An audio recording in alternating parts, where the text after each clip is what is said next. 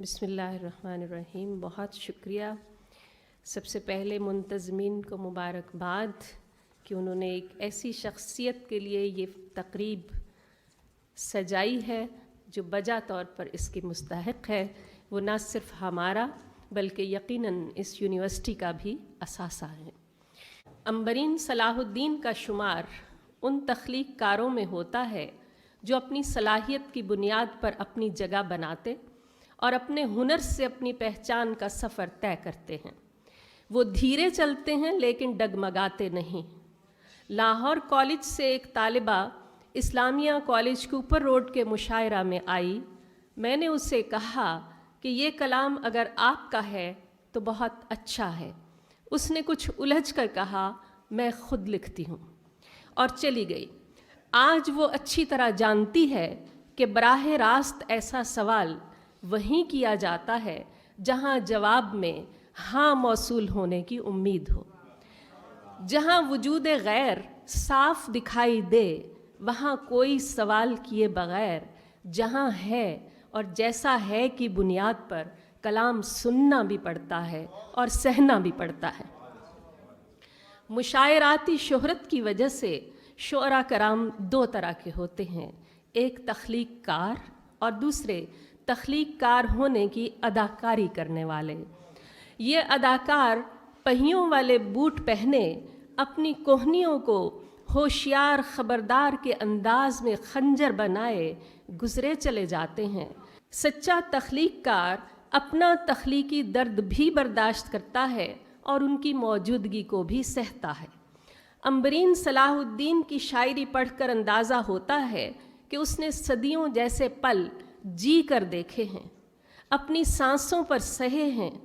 وہ سر مژگاں اور lady like جیسی نظموں سے خود گزری ہے. کچھ نظمیں لکھی نہیں جاتیں، انہیں بسر کیا جاتا ہے. ایسی نظم کا ذائقہ چکھنا ہو تو عنبرین کی نظم ایمبولنس کے اندر سے پڑھیے اور اس کے اندر اتر کر ہاتھوں سے پھسلتی زندگی کی اذیت سے ہاتھ ملائیے. اس کی نظم ضبط سے چند لائنیں پیش کرتی ہوں.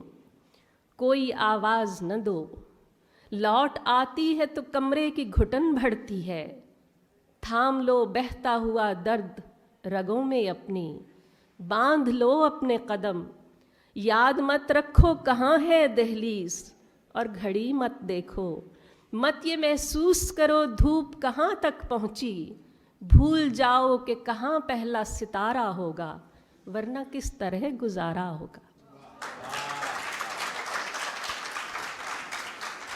یہ نظم صرف اس درد و کرب کا اظہار نہیں ہے جو شاعرہ کی رگوں میں خون کے ساتھ بہہ رہا ہے، بلکہ یہ دکھ سہنے کا سلیقہ سکھاتی ہوئی نظم ہے. اپنے حساس دل و دماغ کو قابو میں لانے کا ہنر بتاتی ہوئی نظم ہے. اس نقطے پر کھڑی ہوئی نظم ہے جہاں ہم کہتے ہیں کہ ادب زندگی کا قرینہ سکھاتا ہے، ادب جینا سکھاتا ہے. عنبرین کی نظمیں بھی باتوں میں پڑی گرہیں کھولتی ہیں، صداؤں کے جادو کا توڑ بتاتی ہیں. اسے سنہری جلد کے نیچے پڑے بے چین ننھے آبلے بھی دکھائی دیتے ہیں اور وہ خوف کے زاویے سمجھنے کا حوصلہ بھی رکھتی ہے. کتاب کی دیگر نظموں میں عنبرین کی ہنر کاری اس کی شعوری کاوشوں اور فکری سمتوں کا سراغ دیتی ہے. مثلاً بول کنارے، ای میل، آنکھ مچولی، خواب سے آری نیند.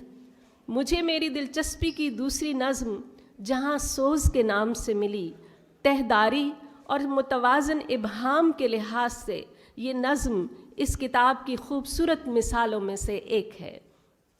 اس کا ایک اقتباس سنیے. ریزگاری ہی بہت تھی میرا سامان سفر، ریزگاری کئی ٹوٹے ہوئے امکانوں کی، ریزگاری کئی لوٹے گئے سامانوں کی. دن کے ٹکڑے بھی اسی پونجی میں رکھے لا کر، تہ لگا کر اسی گٹھڑی میں رکھا رات کو بھی. ایسے ہی رخت سفر سے کیا اقدام سفر، اور سامان سفر دل میں سلگتا ہی رہا. پھر دہکتی رہی یہ آگ میری راہوں میں.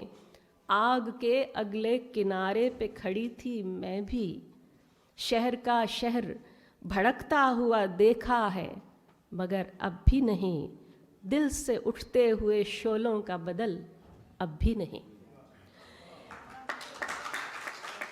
اس کے علاوہ تیری آواز کا مرہم دل نہیں مانتا، کھڑکی عذاب پیہم جو رہی سو بے خبری رہی، عنبرین صلاح الدین کی شعری صلاحیتوں کا دلاویز ثبوت ہیں۔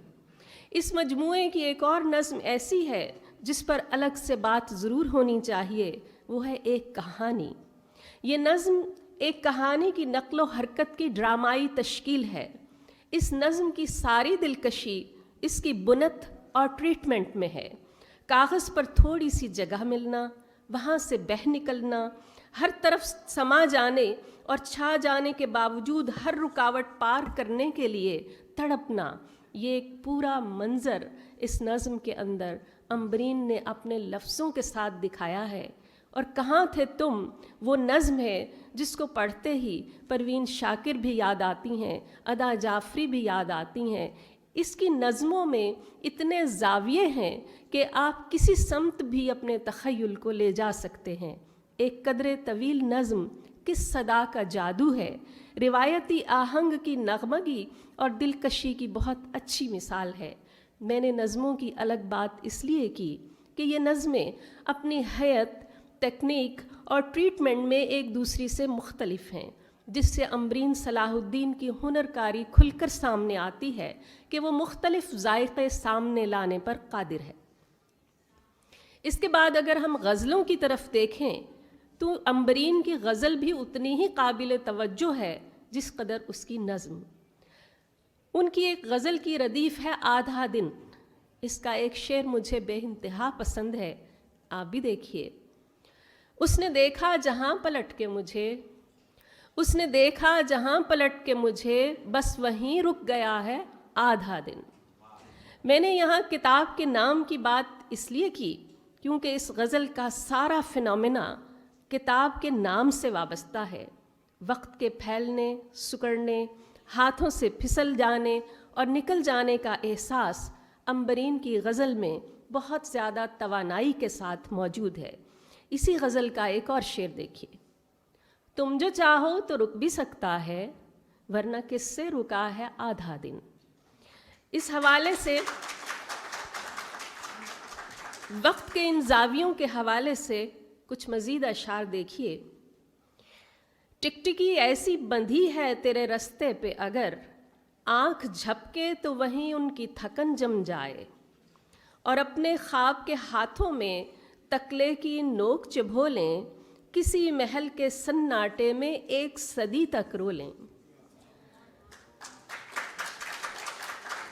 ایک اور شعر ملاحظہ کیجئے۔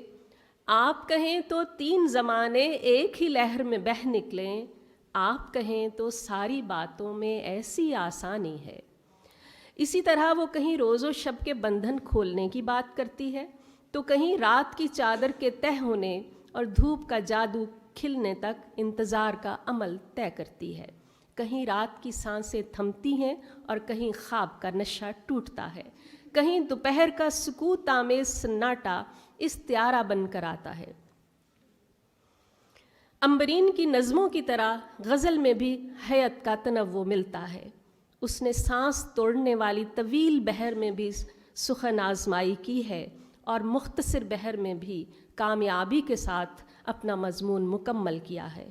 ان غزلوں میں شہزادے بھی ہیں، شہزادیاں بھی، داستان گو بھی، داستانیں بھی، یہ استعارے شاعرہ کی باطنی دنیا اور اس کے خوابوں کا سراغ ہیں۔ میں اس کتاب میں سے ایک شعر پیش کر کے اجازت چاہوں گی جو مجھے بہت پسند ہے۔ گماں کے آخری پل میں یقین ایسا ملا، گماں کے آخری پل میں یقین ایسا ملا، ہم ہی یہاں ہیں، ہم ہی دوسرے کنارے پر۔ بہت شکریہ۔